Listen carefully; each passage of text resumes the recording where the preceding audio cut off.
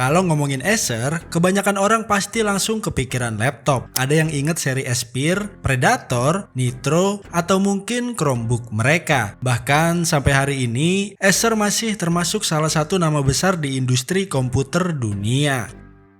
Tapi ada satu fakta yang mulai dilupain banyak orang. Acer sebenarnya pernah serius main di bisnis smartphone. Bukan cuma numpang lewat, Acer pernah punya puluhan model HP Android, bahkan nargetin pasar global termasuk Asia dan Eropa.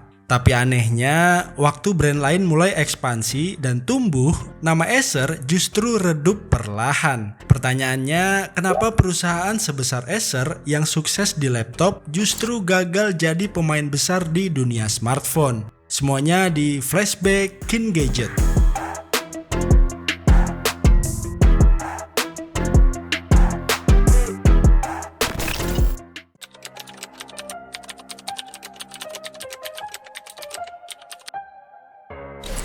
Sebelum masuk ke cerita smartphone-nya, kita kenalan dulu sama Acer. Karena Acer ini bukan perusahaan yang tiba-tiba muncul terus coba peruntungan di dunia HP. Jauh sebelum itu, mereka udah lebih dulu jadi salah satu nama besar di industri teknologi. Acer didiriin tahun 1976 di Taiwan sama Stan Shih bareng istrinya Carol Lieh dan beberapa rekannya. Terus waktu pertama kali berdiri, nama perusahaan ini bukan Acer tapi Multitech. Modal awalnya juga nggak besar buat ukuran perusahaan teknologi, sekitar $25.000 Amerika. Di masa-masa awal, Multitech lebih banyak bergerak di bidang distribusi komponen elektronik dan konsultasi teknologi. Tapi waktu industri komputer pribadi mulai berkembang pesat di akhir 70-an sampai awal tahun 80-an, mereka ngelihat peluang yang jauh lebih besar. Dari situlah bisnis komputer mulai jadi fokus utama perusahaan. Perlahan tapi pasti, Multitech berkembang jadi salah satu pemain penting di industri komputer Asia. Terus di tahun 1987, nama perusahaan resmi berubah jadi Acer.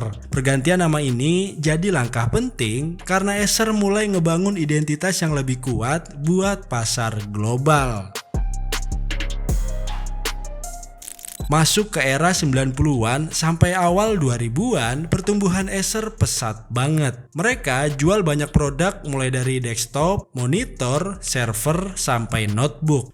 Bahkan di beberapa periode, Acer berhasil masuk ke jajaran produsen PC terbesar di dunia bareng HP, Dell, Lenovo, dan Asus. Jadi kalau nanti Acer masuk ke bisnis smartphone, mereka datang bukan sebagai pemain baru yang belum dikenal orang, tapi sebagai perusahaan teknologi raksasa yang udah punya nama besar dan pengalaman puluhan tahun di industri perangkat keras. Sekitar tahun 2007 sampai 2010, arah pasar perlahan berubah. Kemunculan iPhone dan berkembangnya Android bikin smartphone mulai jadi pusat perhatian. Komputer emang masih penting, tapi pertumbuhan pasar smartphone waktu itu jauh lebih cepat dibanding perangkat lain. Hampir semua perusahaan teknologi juga ngelihat hal yang sama. Samsung mulai agresif, LG perluas lini Android, Sony perkuat bisnis mobile, HTC lagi nikmatin kejayaannya, bahkan banyak perusahaan yang sebelumnya dikenal sebagai produsen komputer juga mulai tertarik masuk ke pasar yang lagi panas ini. Dari sudut pandang manajemen Acer, keputusan itu kedengeran masuk akal. Mereka udah punya merek yang dikenal banyak negara, punya jaringan distribusi global, dan modal yang cukup kuat buat bersaing. Secara teori, semua bekal itu harusnya bisa bantu Acer sukses di pasar smartphone. Karena itulah Acer mulai ningkatin investasi di sektor mobile. Mereka mau ikut ambil bagian di industri yang waktu itu dianggap sebagai masa depan teknologi, dan dari sinilah perjalanan Acer di dunia smartphone benar-benar dimulai.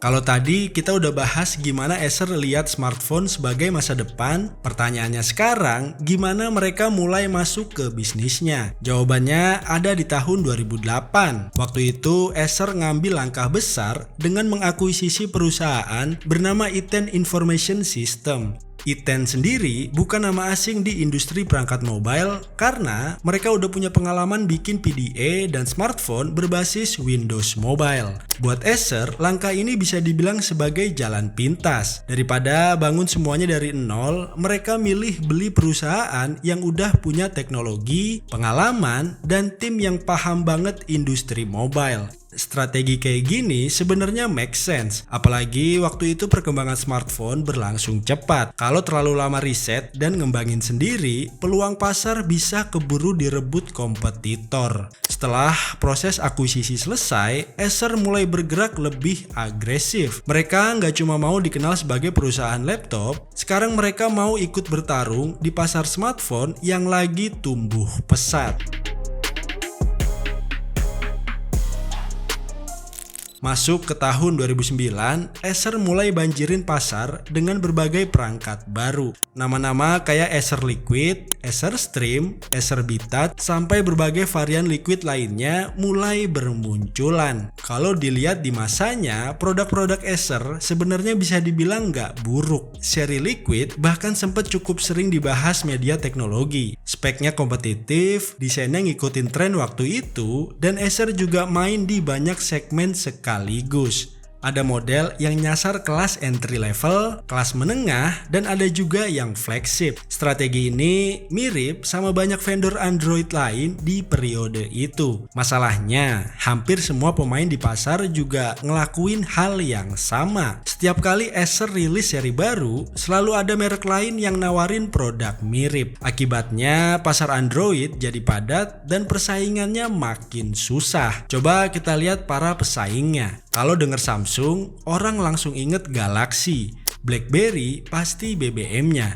iPhone otomatis ekosistem Apple, dan Nokia identik sama ketahanan dan kualitas perangkatnya. Tapi smartphone Acer banyak konsumen justru bingung harus ingat apa. Itulah masalah besarnya. Modelnya banyak tapi nggak punya satu lini produk yang benar-benar jadi icon, dan strategi marketingnya juga kacau. Akibatnya calon pembeli nggak punya alasan kuat buat milih Acer dibanding brand lain. Situasinya makin rumit karena posisi Acer juga serba tanggung. Mereka ada di banyak segmen tapi nggak benar-benar nguasain salah satunya. Di kelas atas, Acer lawannya Samsung, Apple, HTC, dan Sony yang waktu itu kuat banget. Di kelas menengah, mereka ketemu puluhan vendor Android lain yang sama-sama survive. Sementara di kelas bawah, Acer ngelawan gelombang produsen yang nawarin harga jauh lebih agresif. Di titik inilah perjalanan smartphone Acer mulai terhambat. Mereka berhasil masuk ke pasar tapi belum nemuin posisi yang benar-benar kuat buat bertahan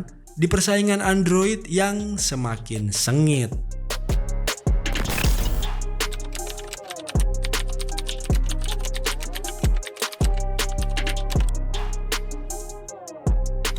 Masalah buat Acer makin berat waktu masuk ke pertengahan tahun 2010-an. Waktu mereka masih berusaha cari tempat di pasar smartphone, datang gelombang baru yang benar-benar ngubah peta persaingan. Vendor-vendor asal Tiongkok mulai bergerak sangat agresif, dan nama-nama kayak Xiaomi, Huawei, Oppo, sampai Vivo pelan-pelan mulai nguasain perhatian pasar. Yang bikin Acer makin pusing, para pemain baru ini datang dengan paket yang susah dilawan. Harga dibikin menarik, speknya terus naik, promosi besar-besaran, dan inovasi berjalan cepet banget. Akibatnya, setiap kali Acer rilis smartphone baru, selalu ada kompetitor yang nawarin sesuatu yang lebih menggoda. Persaingan yang tadinya ketat akhirnya berubah jadi sangat brutal. Dan Acer bukan satu-satunya yang kena dampak. Beberapa nama besar lain juga mulai kehilangan tenaga. Di tengah kondisi itu, tanda-tanda penurunan Acer makin kelihatan. Produk baru emang masih muncul, tapi gaungnya udah nggak kayak dulu. Pemberitaan media mulai berkurang, dan nama Acer perlahan tenggelam di tengah ramenya pemain-pemain baru.